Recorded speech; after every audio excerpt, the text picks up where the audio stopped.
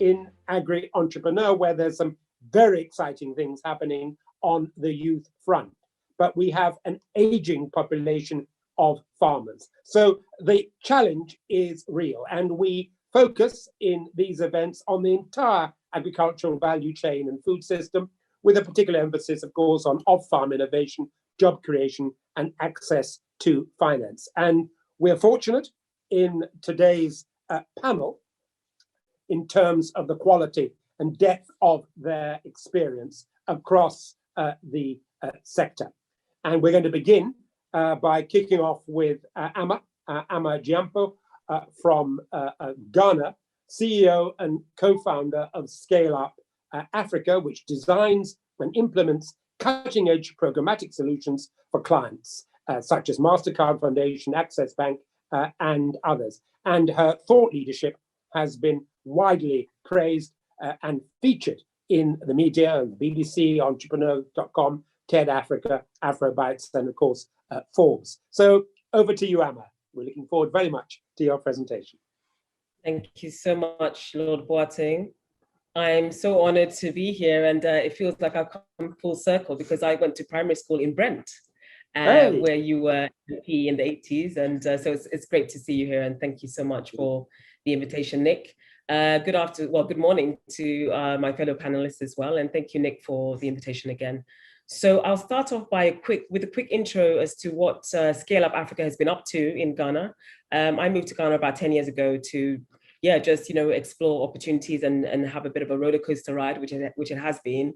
And my co-founder and I, Olivia, set up ScaleUp Africa about a year ago, just around the pandemic, when the pandemic started, to really address some of the issues around impact and gender, entrepreneurship, innovation, and all those kinds of things. So we are a B2B entrepreneurship development agency. So we work with corporations, foundations, DFIs, and NGOs to really kind of crowd in solutions and partnerships to solve some of our problems where it comes to youth, women, and SMEs in particular. So agri is one of the areas that we're very passionate and active in, as well as technology and innovation.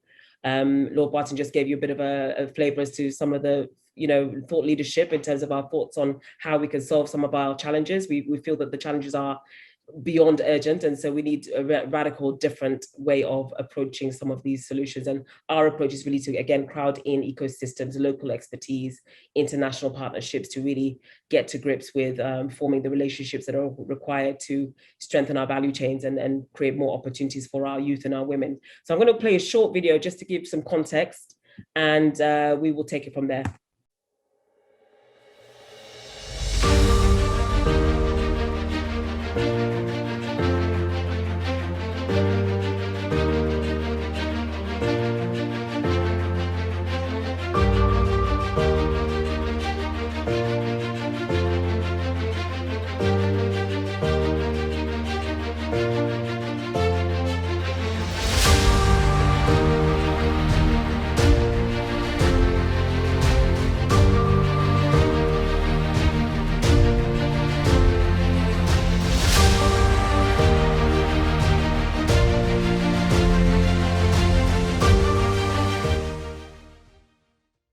Okay, so I'll just talk through some of our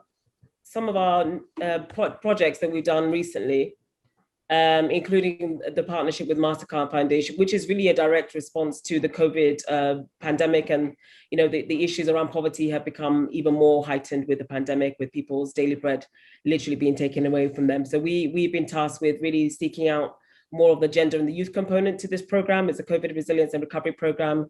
And agri is a huge part of that conversation in terms of delivering projects for, women in agribusiness cooperatives, associations from rural to peri-urban areas to really just tackle some of the issues around learning about the new economy and the opportunities that are the digital space and technology presents to women in particular, who are often far behind when it comes to access to technology and digital expertise and tools. So you will find we're also very much in partnership with companies that are active in the agri-tech space.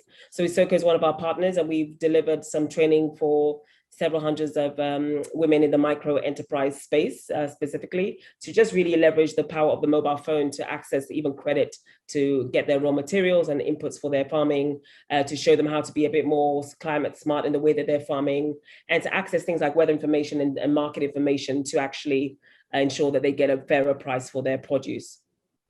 We also support African women in agribusiness, again, providing training, capacity building support, and all that kind of stuff, together with some of our partners to deliver some business training and capacity building support. We've also supported in the northern parts of Ghana, which is really suffering from the effects of climate change already. As we know, the Sahara is clean materials for products like the ones you see, that are based on, straw. So, access to some of these raw materials for women who weave is even becoming a problem because of climate change, and also lack of credit.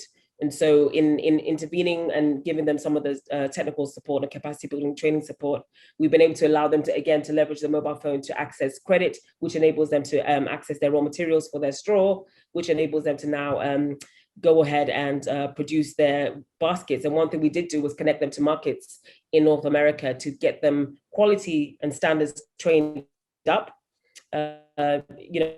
for them to then get access to a whole new market, which they didn't have access to before. So that means more money in their pockets. So, weaving is not often thought of as an agribusiness. It's very artisanal, but it's obviously, the raw material is very much fixed in the agri space, and plugging them into the digital sphere is something that we're very proud of and continue to do. So ScaleUp is also very much into the virtual event space, because as Nick said, having convenings like this is very important. And it also allows us to reach a lot more people across the continent of Africa to, just learn more about what's going on, what's new, what the trends are, to expose them to some of the opportunities that the new economy presents. And we were actually one of the first companies in Ghana to reach our clientele, the SMEs, who were interested last year from the COVID recovery. Calls about people, having literally 1 week of runway for their businesses to stay open. So it was a very critical time. So we quickly hopped online to offer services, access to advisors, bankers, financiers, to really give that kind of one-to-one and sort of attention for SMEs in distress last year. So moving on swiftly, I'm rushing through this because I really want to get to the crux of this presentation. I know we're kind of pressed for time. So what is the big idea for African agriculture? Ghana itself has been at the forefront of agri-technology for many years now, with many brands that some of you will probably recognize and know: Isoko, Grow For Me, Complete Farmer, Trotro Tractor, Farmer Line. We're used to seeing a lot of images like this one in the corner here with a man, with a cutlass and hoe, back-breaking work in the sun. And that really has moved on to sort of, more, women driving tractors and drones to spray and prepare land. And you have at the bottom there a lot of the individual entrepreneurs who are Ghanaian. I'm flying the flag for Ghana, but Ghanaian, who have actually trailblazed and thought about some of these very well-structured companies that have become international and, if not, pan-Africanist. Sorry, 1 second. So this is our, this is what we're thinking. This is really the crux of it, is we want to produce and present to you guys. We have access to land, we have access to tractors and mechanization service providers, we have access to chain solutions, asset financing, routes to markets and buyers, as well as the business development support that agriculture needs to reach those who are producing the food that we need.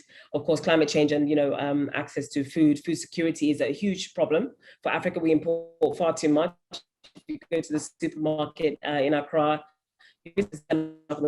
shelves import. Last year with the lockdown, that became more apparent. But luckily Ghana was able to cope with the issue of food sufficient. So we need to ensure that we hedge any risks where it comes to importation and food security. So the idea is to really have, we have secured 10,000 acres of land with our partners in the ecosystem, benefiting 30,000 farmers, SMEs, associations and cooperatives in Ghana.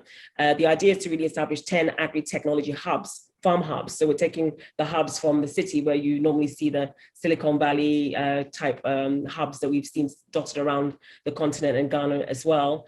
We're taking it to the farms where we would set up Agri-Technology FarmHubs, where we would really throw in all of the ecosystem players who are active in the space, already active, experience delivering solutions across Ghana, across the continent, to really reach those who are, on the farms, in the communities, to organize them, get them together, and really crowd in the expertise, crowd in the land that is dotted around. We talk about smallholder farmers all the time in Africa, and that's always been the narrative. So for us, it's really about thinking big and getting Agri to go big, to leverage the technologies and the innovations and the solutions, which often don't make sense in the smallholders setting and the historic ways that we've been doing things. So it's a 3-year program that we're proposing. It's $13 million to implement. It's highly modular, so we could start with $3 million and scale it up to 10, 30 million, 20, 100, 300 million, you get the picture. It's something that we're really looking to establish. All the partners are actually in the mix, those who are providing the services. And our objective really is to address the root causes of low productivity and poverty in Africa with an ecosystem innovation-led approach. That's really what we are proposing. So the project will build local capacity and deploy real assets to achieve scale and impact in the agri sector. And of course, we're addressing the SDGs as well, looking at women in particular. So the gender element is there, the decent work, industrialization and innovation is obviously at the core of AgriTech. So it's something that we're looking to, again, scale up and get more people to experience and get to know and have more money in their pockets for their families and what's important in life. Of course, zero hunger is what Agri is also about, and also partnerships for the goals, which entails the very model, just having the number of partners that we've been able to secure under one roof, and doing all this together. I think coming together is actually the missing piece of the puzzle. It's highly fragmented agriculture in Africa, as we know. And so I think this approach of bringing people together is the way to go. And like Nick said and Lord Boateng said at the beginning, it's really about building relationships. And having been here for almost a decade now, we have those relationships here on the ground. It's just really about crowding in some of the resources that are required from corporate CSR, the DFI, social investors, foundations, and family trusts, those kinds of partners that we need to kind of get this off the ground. So that's us. I mean, that's really it. So the AgriTech FarmHubs concept is really a sustainable social business model to move African agriculture from the smallholder to the big agri concept. And that's where the benefits of scale will come in and kick in. And the benefits of this approach, I feel, in particular, builds on local expertise and ecosystem strengths. It de-risks agriculture for social investors with catalytic capital. It connects value chains and makes it a smoother ride from the seed to the plates, as it were. And it's an attractive social investment as well, because you already have the job creation factor and have people learning more, upgrading their skills and understanding how they can be more productive. So the multiplier effect and the impact of that is huge.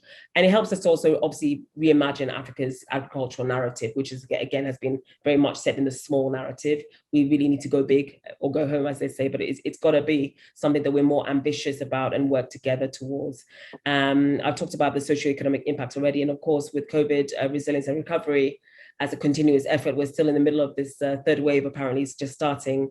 It's early days. And of course, we know that, Ghana in particular is a middle income country. So it means that, traditional funding the landscape has changed immensely for us, but it doesn't mean that the impact is not as great here in Ghana economically as well as socially. So we have a lot to do to kind of get it right and get it together. And we feel that this is a concept that we can talk more about and explore, probably in the next segment. But we're definitely calling on sponsors and social investors to have a chat with us and help us together deliver on real impact. So our call to action is really to bring it together, and let's bring it to life. And maybe we'll talk again on the other side in the round. Thank you very much. So thank you very much. Thank you very much, Amma, for that. A real call to action, some powerful messages there and some powerful images, if I may say so, around the whole notion of AgriTech hubs. If we can move on now to with thanks to Amma, to our next speaker, Shriram Bharataram, a leading serial and social entrepreneur. Shri is the founder and chief mentor at Kuza. Kuza One Network is really about supporting youth, women, micro entrepreneurs from the low and middle income countries by helping them to learn, connect, and grow at scale on their own terms and pace using digital technologies. He's an alumnus of MIT, winner of the Kaufman Award for social entrepreneurship. And we're looking forward enormously, Sri, to what you're going to share with us today. Over to you. Thank you. Thank you, Paul. Good afternoon, everyone. Thank you, Nick and Celia Moore, for this unique opportunity to be in front of your members. So as Paul, you mentioned, so Kuza Biashara, that's the name of the company. Kuza in Swahili means grow. Biashara means business. So we as a social technology enterprise are creating unique opportunities for youth, women, and micro entrepreneurs to learn, connect, and grow on their own terms at their own convenience. Over the past 9+ years, we've been focusing on health, agriculture, and most importantly, youth and women entrepreneurship. And to date, we have impacted close to 6.2 million people and created over 153,000 new jobs. Now, what is so unique about this is the enterprising nature of the Africans that we are saying. They don't know what they don't know. And the moment you throw some light and give a show a possibility, the next thing you know is they just go and try it out. And in the process, we are seeing a magical thing. The biggest aha moment we had 4 years ago was every micro entrepreneur that we are working with are adding one other person, either from within their community, from within their family, and that's how the new jobs are getting created. To just set the context on the challenge, the inadequate farmer income and increasing youth unemployment are the two sides of the coin that are really the continent is struggling with. An average, if I speak from East Africa context and to be specific about Kenya, an average Kenyan farmer is 60-year-old and an average Kenyan is 18-year-old. Hmm. Like Paul, you mentioned, there is a massive intergenerational crisis that's happening. The farmers don't want the next generation to continue doing farming. And this is where the current approaches that we see, like I mentioned, ABC, the government extension services are very limited. An average government extension worker to a farmer ratio in Kenya is about 1 to 5,000. The recommended is 1 to 400. The donors are mainly operating through grants and those are inadequate and they run on a calendar as a program and that's not sustainable. And private sector initiatives are siloed, commodity specific and not brand neutral. Now, this is where we put up our hand and then said, hey, as Kuza, we are revolutionizing the resilience of smallholder farmers. And here is where we leveraging the power of the youth as a digital extension workers. This is a digital field force that we are creating. And in the process, one, we are creating rural jobs. We are encouraging them to stay back home and not migrate to big cities. And youth are gaining and garnering respect within their own communities because they're doing something meaningful. And most importantly, an economic activity is being created. And how they are able to do is by offering a set of bundled services of good agriculture practices, and then linking to inputs, credit, and markets. And this is where we are able to make a massive difference in the lives of smallholder farmers. Typically, an African smallholder is earning about $2 to $4 per day. That is the segment in which they're operating. And for them to move out of this poverty trap, there has to be a different way. And this is where our approach is, we are finding it extremely encouraging and unique because we are bundling it by creating a comprehensive suite of services. Not just agriculture, we are also bundling livestock because agriculture is seasonal in nature. And what would the youth do in the non-peak time? And that is where we are bundling this with livestock. And then by creating good agriculture practices, we have digitized over 42 agriculture value chains in video format in 10 languages. That is the power with which, that is the thing that the entrepreneurs move around with. And gender is the most important lens for us. About 40% of our base are women right now. And we are creating flexible operation structure and digital is the core for all our operations. In a nutshell, if you look at an agripreneur is somebody from within the community. They are not agronomists. They are people who are from within the community, have trust in the community. And what we do is we encourage them to work with about 200 farmers each. That is the span of control there. And then they provide advisory services for free. And I'll speak about in a minute how they do it. And then that's how they establish the trust and respect. Trust is the currency on which we are operating. And that is the reason why we are not bringing somebody from a big city to go and serve them. And we are creating capacities within the rural level. And the way they sustain is by facilitating quality inputs, credit, and markets to the same set of farmers. And that is where they're earning commissions, and those are the commissions that with which they're able to sustain. Now, as KUSA, we've actually do this in two parts. One is how we go about identifying, incubating, and launching youth businesses. Like my previous speaker spoke about how they're looking at starting 10 innovation accelerators.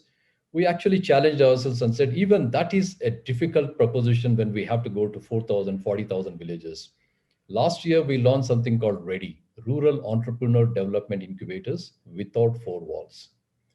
You might find it interesting because we pivoted it on digital and we are making this available in the remote areas. And this is where we systematically enroll youth, we build their capacities, and each of them now start engaging farmers, and that's how they're starting up businesses. Once they do, the one network is a digital marketplace from where they are able to now provide marketplace services to them. And this is where we are crowding in all the service providers. And the biggest challenge for a service provider is they find it extremely hard and expensive to reach all the way to the last mile or first mile, depending on how you see it. And that is the connect that these youth entrepreneurs are able to provide. And that's the secret sauce behind how we are able to scale and sustain.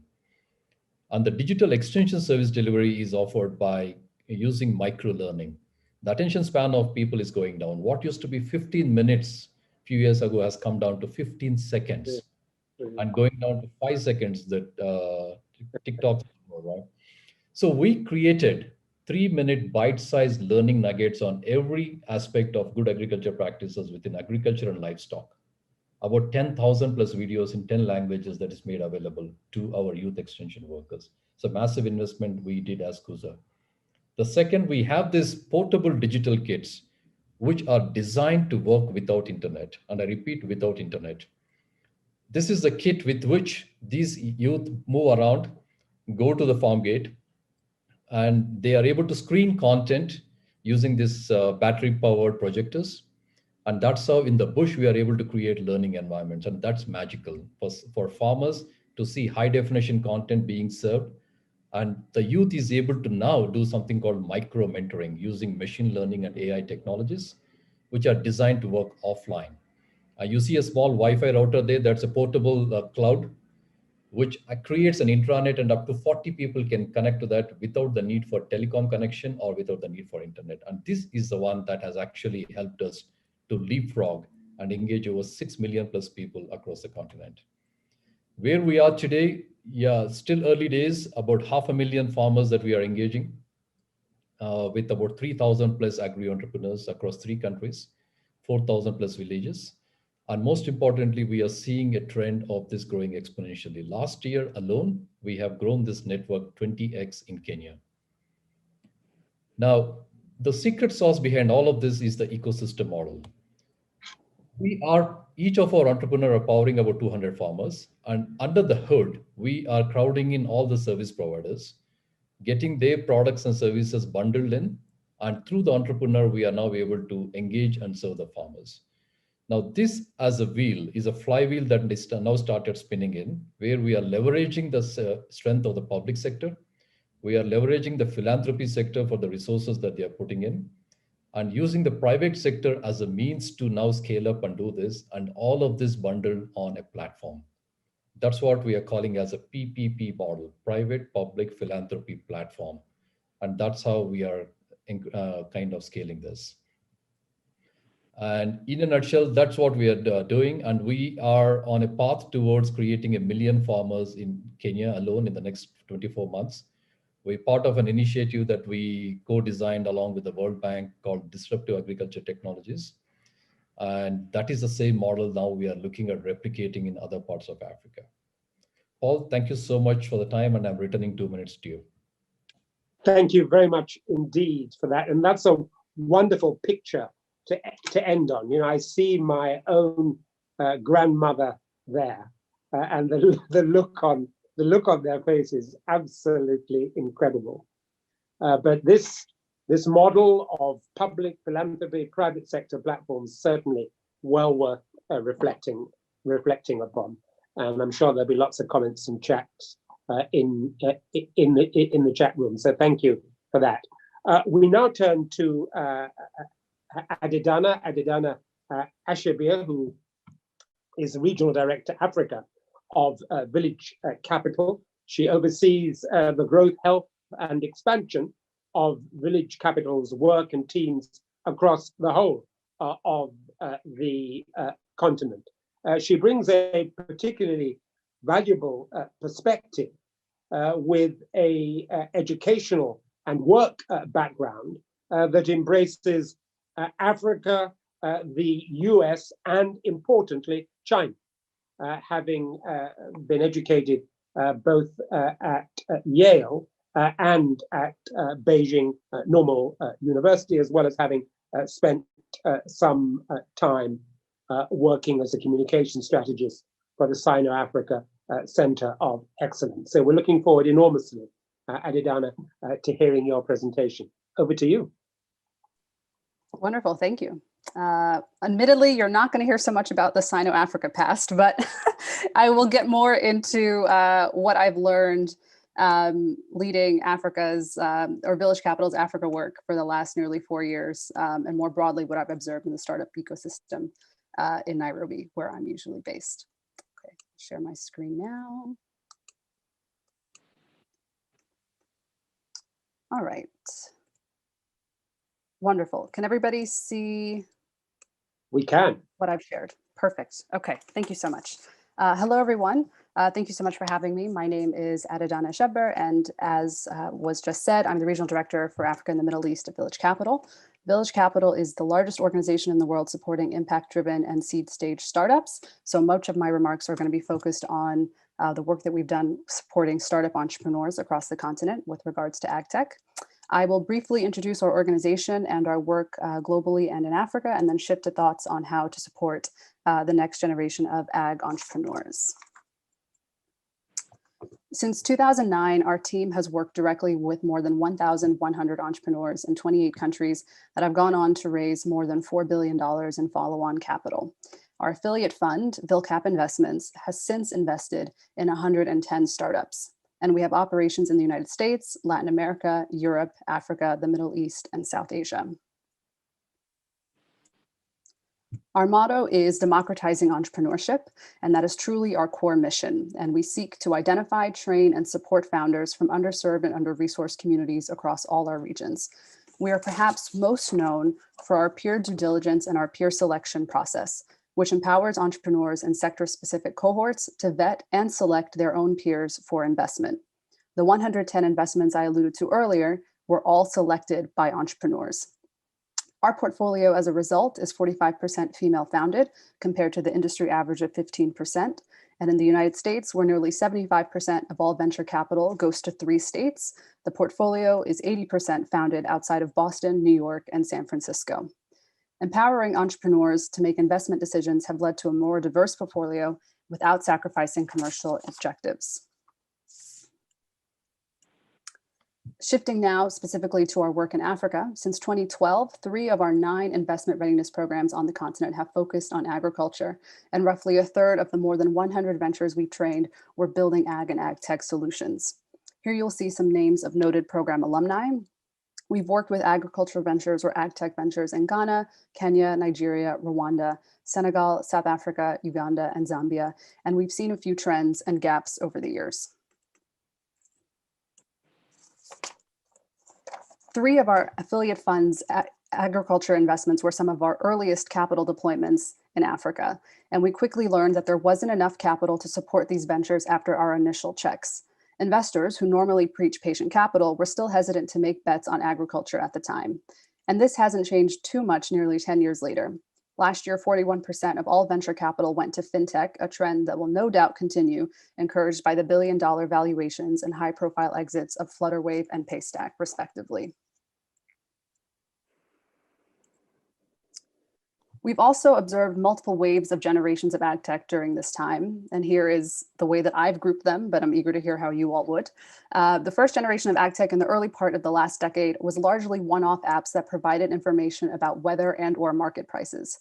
Eventually, those apps coalesced to offer multiple services through one app and delivered multiple data points. And we then saw apps that brought market cohesion and eliminated inefficiencies between various stakeholders. And as the entrepreneurship ecosystem progressed, we saw more crowdfunding platforms that allowed everyday people, both in and out of Africa, to invest in farms, thus addressing the key issue of farmer financing. Around the same time, we saw more innovations around drone technology and how it could be leveraged. And I'd say we're currently in the fourth generation of AgTech in Africa, a generation of entrepreneurs that will refine and perfect what has been done to date. And I'm not exactly sure where the fourth generation of AgTech startups leads us, but I do look forward to finding out. And ideally, I would love to see more hardware solutions, but hardware entrepreneurs face their own pitfalls even outside of agriculture, namely the lack of access to appropriate maker spaces and investment. Entrepreneurs and investors have both learned a great deal in the past 10 years about what does and does not work. Asking farmers to download multiple apps that solve distinct challenges is a tall order. And there isn't still, even though there are many apps doing certain things, there still isn't one or a handful of solutions that has captured significant market share across subregions or the continent at large.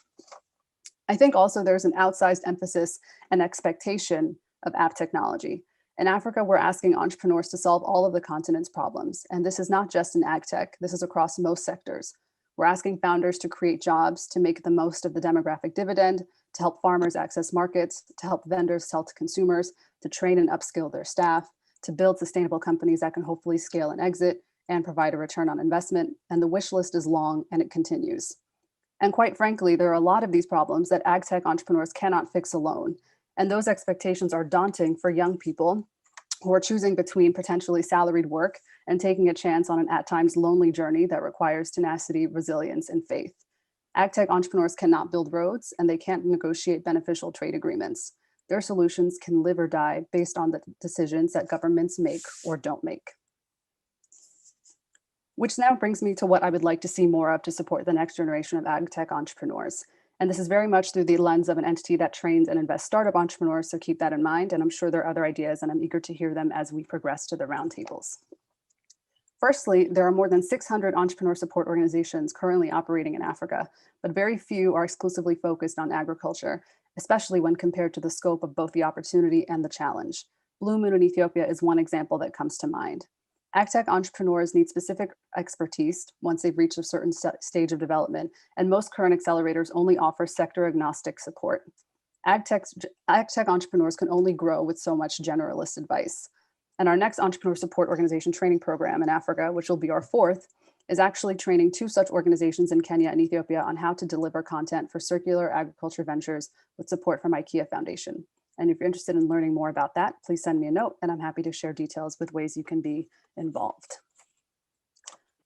One way that entrepreneur support organizations could address this is to partner with or potentially be completely annexed by agricultural universities across Africa.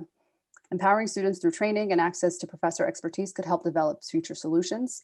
Amma has mentioned this in terms of the tech hubs that she wants to establish outside of the capital. Shri has mentioned this with his Ready initiative, and both are definitely examples of things that I would support in terms of decentralizing the support available to AgTech entrepreneurs and not forcing entrepreneurs to return to capital cities in order to gain access to what founders can expect. Organizations like AIN, the Africa Agriculture Incubator Network, are working toward this. And if you haven't heard of them, I suggest you look them up and I can share their link as well. In addition, more ag-specific Startup Act provisions would also help, and more Startup Acts in general. Tunisia was the first African country to enact a Startup Act in 2018, followed by Senegal in 2019. And a few countries were expected to follow suit before COVID hit. And these are great first steps to support tech entrepreneurs of all sectors as a whole, but the challenges that AgTech founders face are niche and merit their own support and attention. Some of these provisions could de-risk ag investments for early stage, seed stage, and angel investors, or encourage the public and private partnerships that are desperately needed to catalyze sustained success for these businesses. And with that, thank you for your time. There are 2 reports that we've recently published that may be of interest to you. Unlocking Pipeline is about the challenges that entrepreneur support organizations face more broadly. And the other is our report that maps the agriculture investment space in Africa. There's a third that also investigates the efficacy of our peer selection investment model. And I'll share the links in the Zoom chat once I'm done wrapping up, which is shortly. Thank you so much. Thank you very much, Adina, for what was a rich and thought-provoking presentation. You mentioned in that presentation involving and leveraging universities, and that's a useful segue into our next speaker's presentation, that of Dr. Luc Mettelkamp. And Luc brings an important perspective because he has a distinguished academic career, both as a researcher and as a teacher at Rhodes University and at Stellenbosch. But importantly, he is a farmer. He's actually farming now, so he's taken time off from the farm to be with us today. So you're very welcome, Luc, and we look forward to hearing your presentation. Over to you. Thank you so much. And this has really been an incredibly inspiring session of presentations. Both Adedana and Suram, incredible food for thought, and what an amazing platform. So yeah, I'm Luc Mettelkamp, and I've been working in South Africa for the last 15 years, and the kind of intersects between agriculture and education. And yes, as recently I've also started venturing out onto what Adedana refers to as a somewhat lonely path into developing my own agricultural enterprise here in South Africa.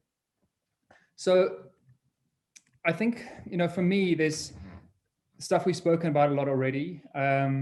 There's this huge demographic bubble in across the continent, which I think we all know about, but I just wanted to draw attention back to it, because I think this is going to profoundly impact the kinds of agriculture, the kinds of food system that we're going to see going forward. And I think it also has a massive implication for the types of the ways that we're going to be able to train, and the kind of conceptualizations of training that we previously had.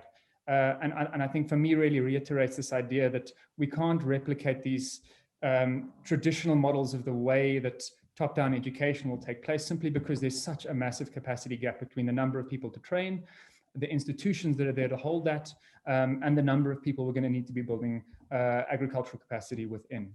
So there's this huge gap. 10% of young people are likely to enter any kind of vocational education and training in Africa. The big question then is, what happens to the other 90%? And I think that's the kind of driving question from an education perspective, an agricultural perspective, we really have to hold.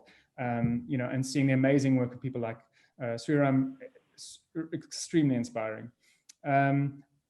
Drawing from research that we've done here in South Africa over the last 5 years, I think also just appreciating the fact that young people they're motivated by a range of different factors. And for a lot of young people, the desire to make an income and a good living is right up there. But that said, I think we should not lose sight on that for many, many young people today, irrespective of their demographic or their economic position in society, there's also a strong sense of wanting to be part of something bigger, and a strong sense of social purpose. And I don't think we should lose sight of that. And I think that as we're thinking about education, as we're thinking about innovation, we need to be encouraging that sense of civic and ecological motivation in young people, because that's what's going to drive Africa through to the SDGs and the kind of broader transformations around kind of just transitions that I think we all recognize need to happen. The benefit of this massive demographic bubble, obviously, a lot of openness to new ideas and a hunger to join the digital economy. You guys are all well aware of that. From a food system perspective, we know food value chains are the biggest kind of job creator, livelihood space in the continent, not just agriculture, but along the whole value chains of distribution and kind of small scale retail, informal and highly fragmented. And I would say that's something to be celebrated. The fragmented and informal nature, I think we shouldn't be driving to try and formalize. We should be trying to support and enable the informal economy to generate more meaningful and dignified livelihoods. This informal economy is the safety net, often for the most vulnerable. And I have a big question around, when we drive agriculture to go big, what happens to all of those for whom the food economy is a safety net of last resort? So I think this model that Sriram was talking about, of a +1 approach, is extremely exciting. We also need to recognize that the food space across Africa is the last big market frontier. for big agriculture globally.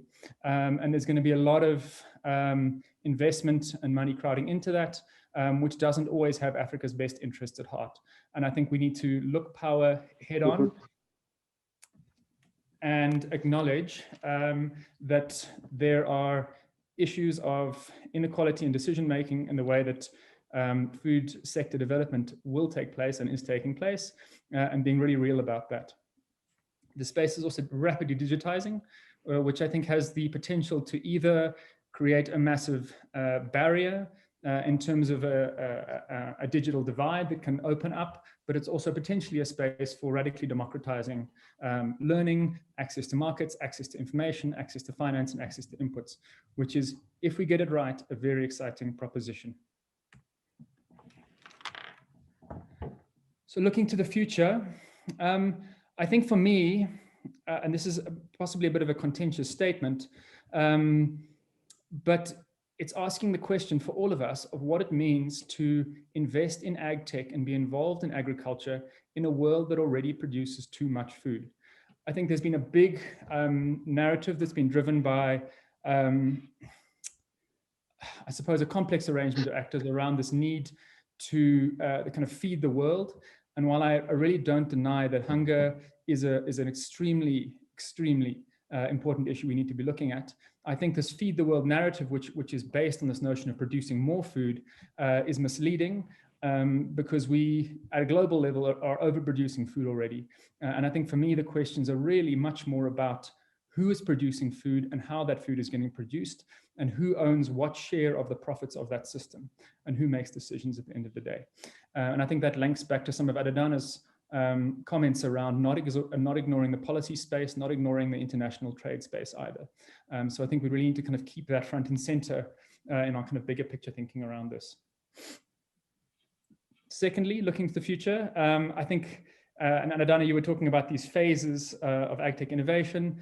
And I think for me, what I'm really excited about, and we're getting a little bit involved with from the South African perspective, is looking at platform-based models that bring in skills and place skills development at the center of kind of agricultural development and entrepreneurship, and then build up the access to finance, inputs, and support on top of a strong skills base. And I believe that given the number of youth and the scale of the agricultural sector relative to the number of kind of qualified specialists in the space, we really need to be quite innovative about how we bring in experts and advice to that space.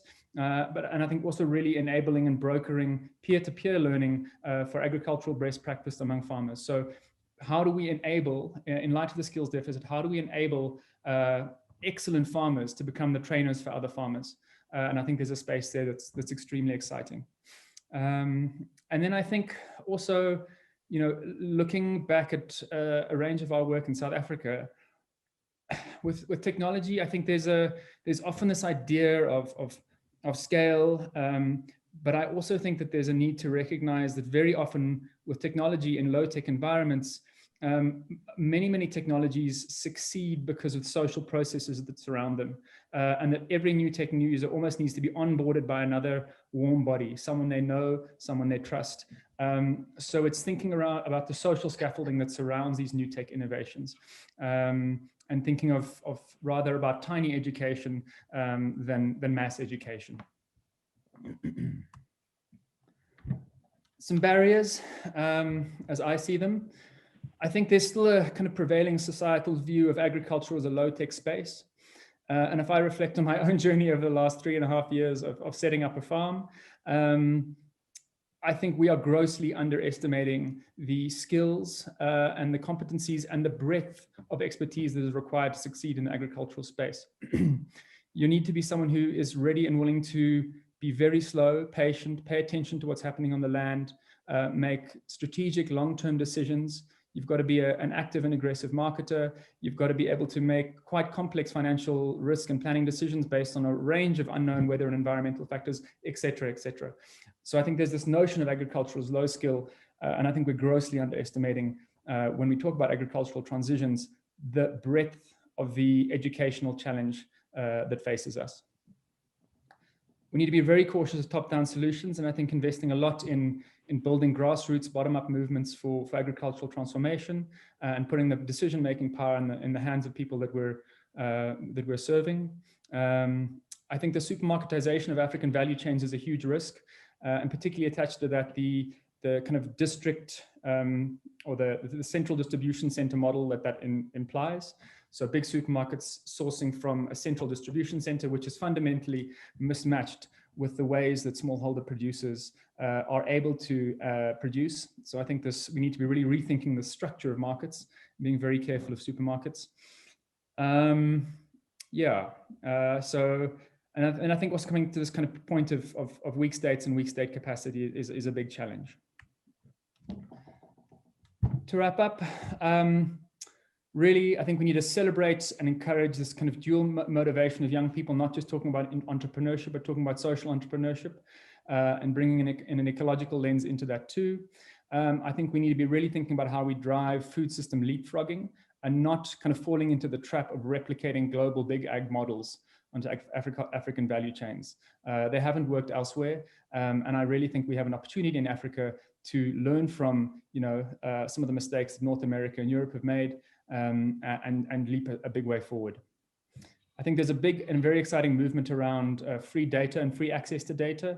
I think we need to push funding and support into that, because data access is a big barrier for low income, the $1 to $2 environment. So low data, free data, extremely exciting, a lot of stuff happening there.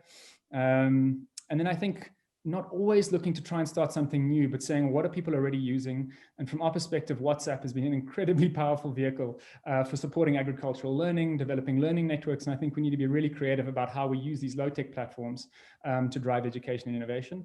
And then I think linking in, we need to be thinking about ecosystems. We need to be pooling in kind of universities, agricultural colleges, not as the centers of learning, but as actors within much wider networks of learning and support. So from my side, yeah, that's it.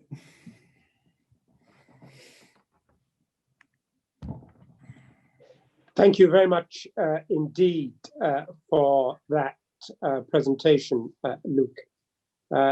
Some challenging interventions and some challenging topics which require us to think very deeply, not least your presentation of Africa as the last food market frontier. That has real implications for us, and also the role of the state in all of this. For me, one of the most shocking statistics I came across when I was British High Commissioner to South Africa was that the agricultural productivity of the black farmer was higher in the Ciskei and in Bophuthatswana under the old apartheid regime than it was in the new South Africa. Yeah.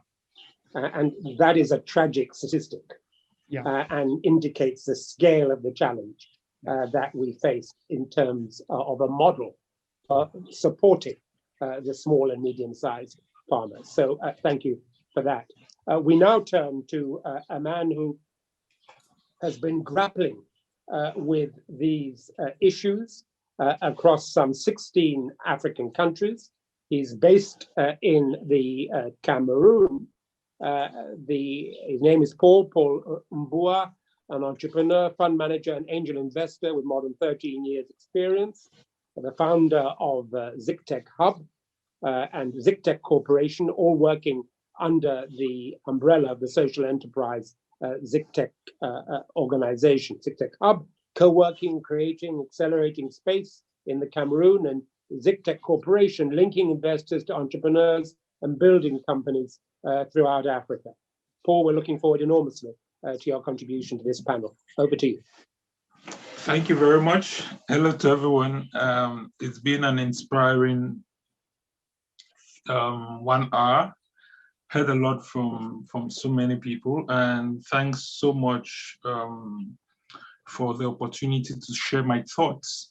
So basically, I'll share some thought-provoking, my line of thought and how we think about AgriTech within ZigTech Hub.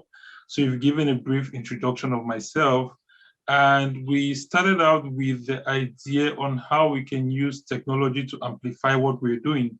Because one of the presenters talked about there's a lot of production happening already in Africa, but how do we channel that, and how do they see the benefits from the level of the farmers right up to the level of the households? Because those are the key elements or key players in the value chain, because we think about the big supermarkets, we think about the government, but how do we empower both the household and the small farmers? That is where we see real progress. So our thinking is working with decentralized, specialized centers. What we see within our community and the work that we do, most of these centers are being located in the urban areas. So how do we take it down to the rural areas? How do we take development down? And when I talk about specialized centers, I'm talking about where people can acquire farming skills and techniques, not just one-off, because based on our experience, you just have organizations coming in to do one-off trainings. But how do we have, both self-paced and also ready available training for those farmers, especially the cooperatives, and not just looking at it as, helping them, and how do we teach them how to form businesses out of it?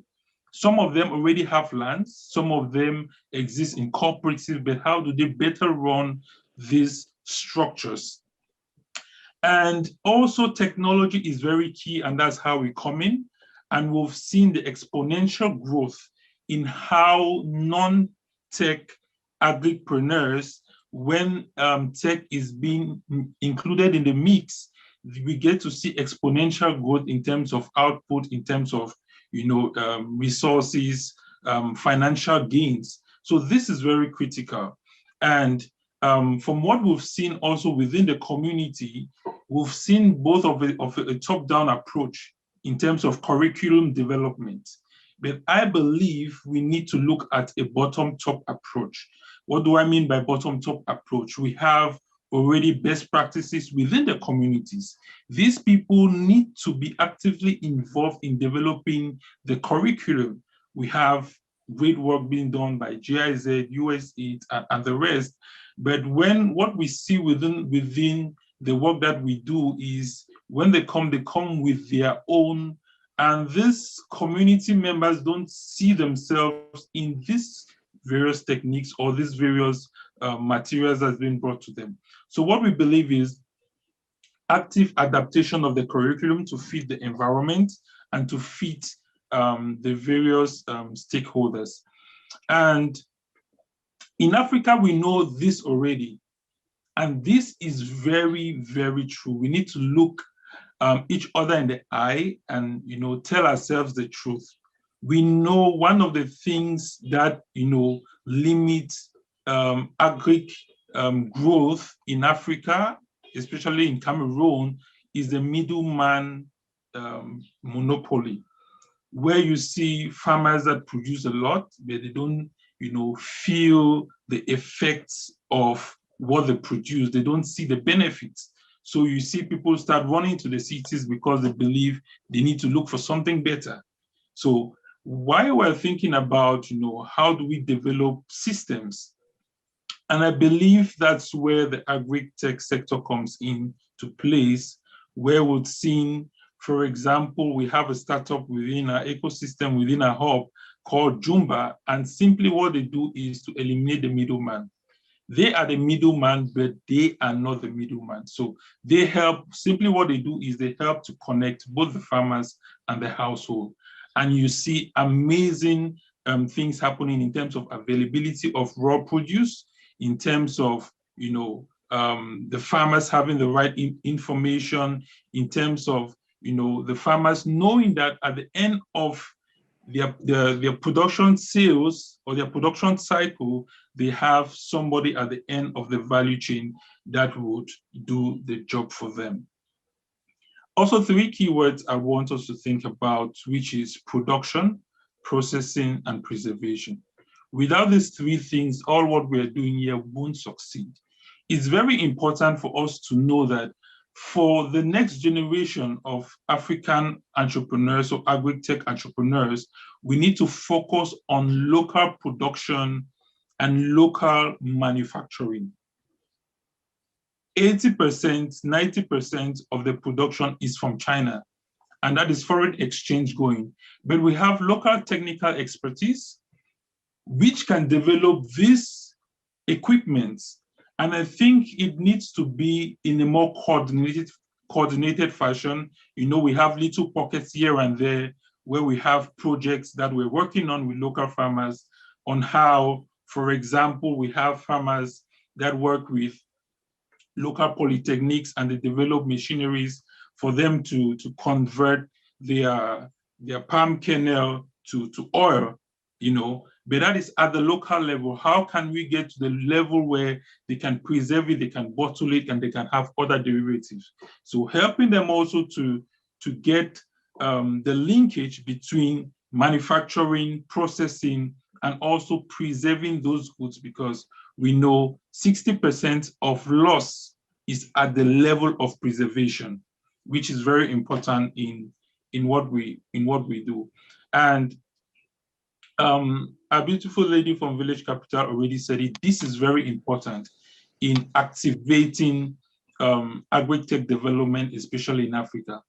Using the hubs as a collaborative framework, as a point of, you know, local implementation partnership, because we implement lots of projects in terms of agri-tech within our community, not just here in Lome, and we're seeing the effects of it. So that we're getting more young people interested in agri-tech.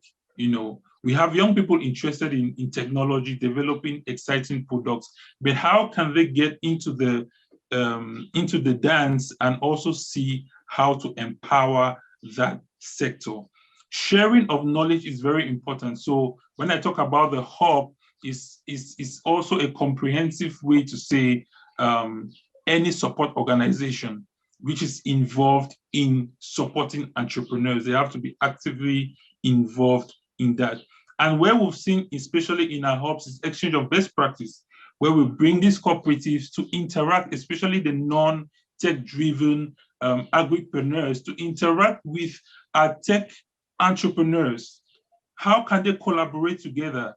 You know, what are their issues? So we bring them together, and this provides a platform for them. And I think through the AfriLabs network, where we have over 200 and something tech hubs, we can amplify the solution together. So these are my thoughts, my final thoughts. I believe development organizations will play and are still playing a very great role in boosting agri-tech in the country. I'll take my country, Cameroon. We have within the development programs, lots of camps for the internally displaced persons. But we want to see lots of purchase being done from the level of these agripreneurs. Then we'll see, you know, lots of funding that goes into support them in terms of pre-production and also post-production. So I believe a lot can be done. Why not we feeding ourselves? So, for example, we have within the Northwest and the Southwest, we have over 900 internally displaced persons. Why not engage the agripreneurs within this region to feed their brothers and sisters, thus providing employment and a whole lot of things. We've talked about the linkage between academia, research lab, and skilled hands, which is very important for us to, you know, complete the dot in terms of, you know, bridging the gap of knowledge and also, you know, testing. We've talked about preservation and the rest. And reform is very important. We need to look at access to land. These are the things we face with our agripreneurs. Within Cameroon, if you're less than 40 years, you can't have a land that has your title. You can't have a land title, which gives you ownership of that land. which those are the things I think in terms of policy reform, it has to actively and work on that. We have, our country is already working on a Startup Act, but I believe having AgriTech policies specialized to tackle this particular sector is also very important. In a meeting we had with the government, we challenged them. You have lots of cabinet meetings, government meetings, where they drink water, where they drink juice, and we see lots of foreign juice on our tables. Why not engage with the local entrepreneurs that we have, buy their products? This is what you do. You speak, involving these young entrepreneurs and promoting them. We had the situation where 2002, 80 to 90% of all imports of chicken was out of the country. But when the government had to put a ban and facilities in terms of import substitution, we saw a great rise, in terms of those involved in chicken cultivation. And lots of these entrepreneurs that we support in terms of business development services, they are involved in chicken rearing. And we've seen a great rise in terms of income levels because of that. So those are the things we believe, through the various key stakeholders we can do. And when it's well coordinated, we'll see a rise in terms of, young people involved in AgriTech. Thank you very much. Thank you. Thank you very much, Paul. And thank you for throwing down the challenge as you have to policy makers.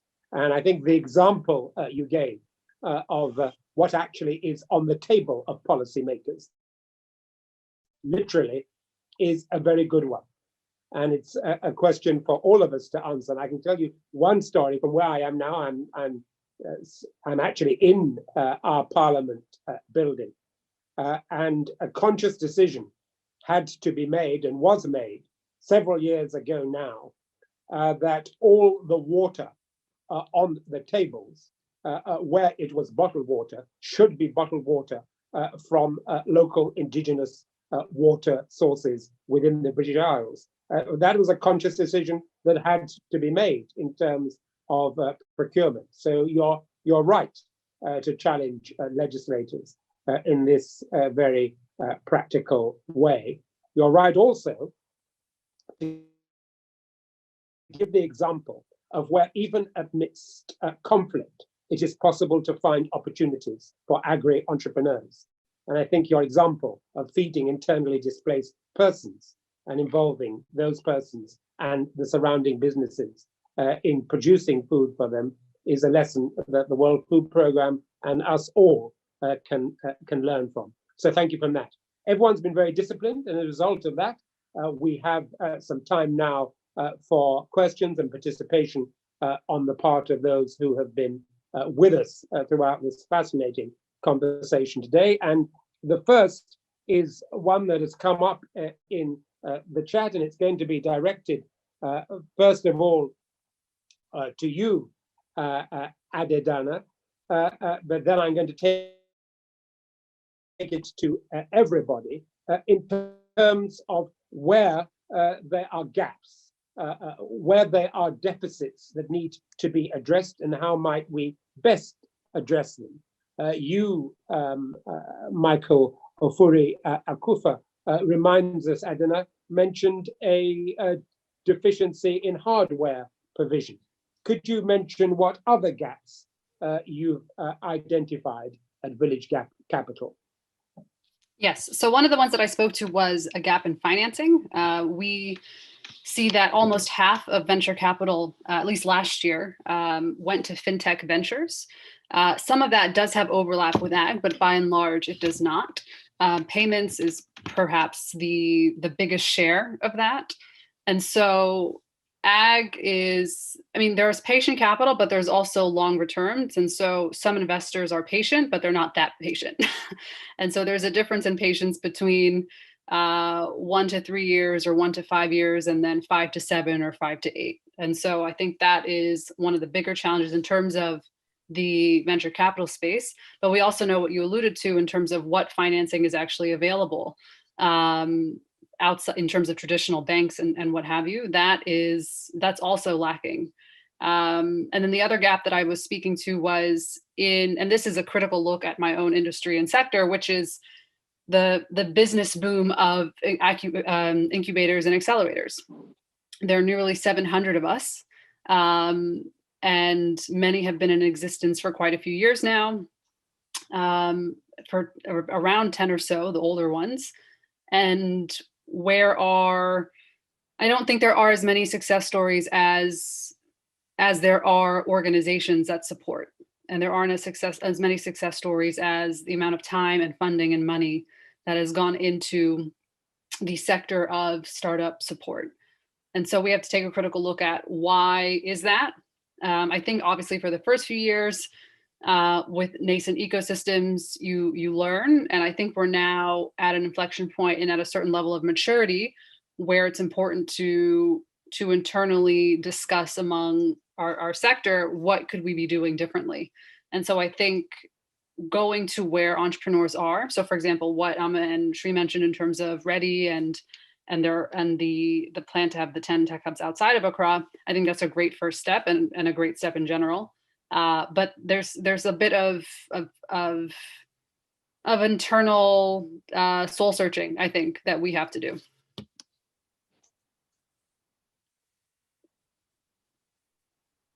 Thank you. Thank you very much for that. Amma, over to you. Deficits, gaps, things that need to be done where there's inadequate provision at the moment or inadequate capacity at the moment. Yeah, I definitely think, there Amma? is strength in numbers. Can you hear us? Can you hear me? Yeah. Yep. I think there's certainly, a case to be made for strengthening our ecosystem. As Adidana just said, there are so many hubs that are obsessed with this Silicon Valley, perception of helping the ecosystem. And I think that's probably railroaded the conversation and the impact that some of these interventions have made. So I think we really re-examining the way that we support micro and small enterprises at the rural level, at the micro, the peri-urban level. That's where, the outskirts of the big cities, that's where I think the biggest opportunities are. Linkages between the rural areas, the peri-urban areas, and into the main cities. I think these are also opportunities that we need to look at, in terms of as an ecosystem effort. There's certainly a lot of opportunity for us to connect more as ecosystem service providers. So as intermediaries, as experts, as those of us in the middle that are kind of linking investors to opportunities. There's a lot more we can do for local development and economic initiatives. I think that's the biggest opportunity that I see in the space. Thank you very much. Shri, your take on this question. Thanks, Paul. My sense is what got us here will not get us there. We cannot just take a top-down approach and start lifting and shifting models from Silicon Valley or elsewhere in the world and then hope it will work here. No. We got to have our own indigenous technologies and solutions. Yes, the methodologies that worked elsewhere, we can always embrace them, but there is an element of localization and customization that is needed. Especially in a space like agriculture, for every 200 kilometers, everything changes. The land, ecological, so everything changes. We cannot have one solution fitting for all. Having said that, and I really liked what Luke mentioned about Luke, fantastic insights. Definitely would love to pick your brains on how one can collaborate with this kind of mechanism. So there is a need for us to engage the academia, research, private sector, public sector, and most importantly, philanthropy sector. A lot of philanthropy dollars are going in the name of projects. Projects start and end on a calendar. What happens after that? The excitement with which a project is started, you don't see the same excitement when the project ends. What is an exit option for many of these philanthropy-led projects? Can we not have a narrative of our own and crowd in all the different philanthropies to align towards one common mission and bring them together. And that's an attempt I'm doing in this lifetime. I've been at it for a while now, and seeing the ray of hope and light right now, end of the tunnel. And that is where the public-private philanthropy unifying into a platform approach is probably where I'm putting my bet on that, and trying to see how we can align some of the big cats to start seeing the same picture. Thank you. Thank you.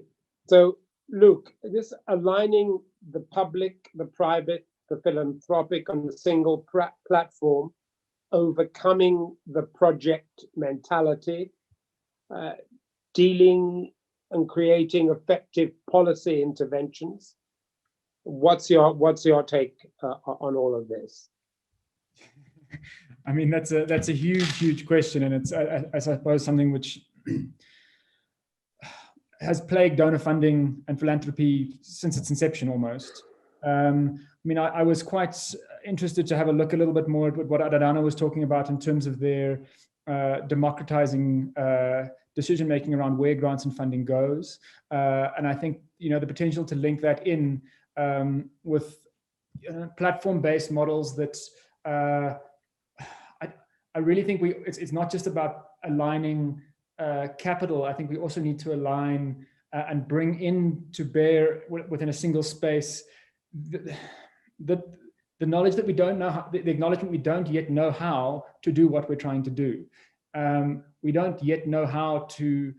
We've got no precedent for capacitating people into a just food system in the current context. We've never done it before, so I think there's a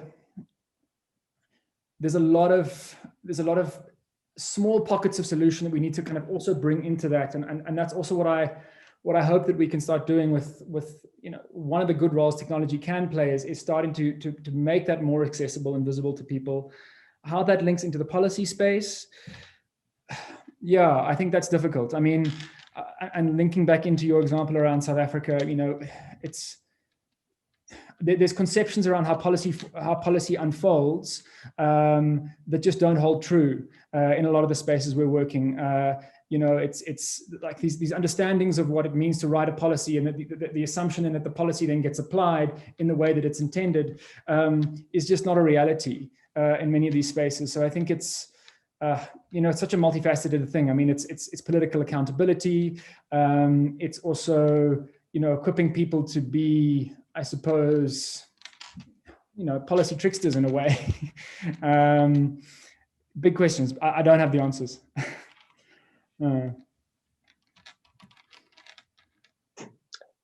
Well, we're going to try and find out the answers, and we're going to do some digging as we move into the next stage of today's event. And in a moment, I'm going to ask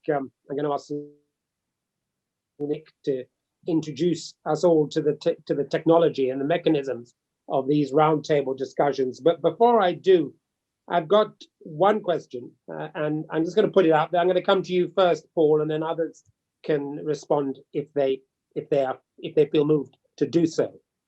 You showed two pictures in your presentation, Paul, that elicited two different responses in me.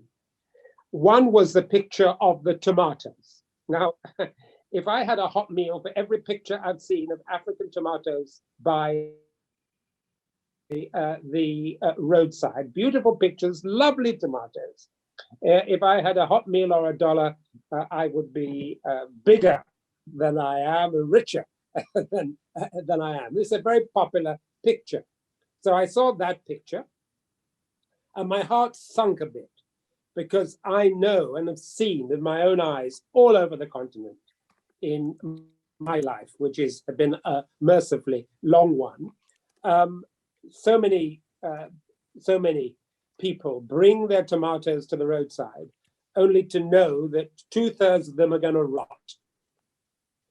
I've seen in the country in which I grew up a thriving tomato processing industry in Ghana, created by Kwame Nkrumah when I was a kid.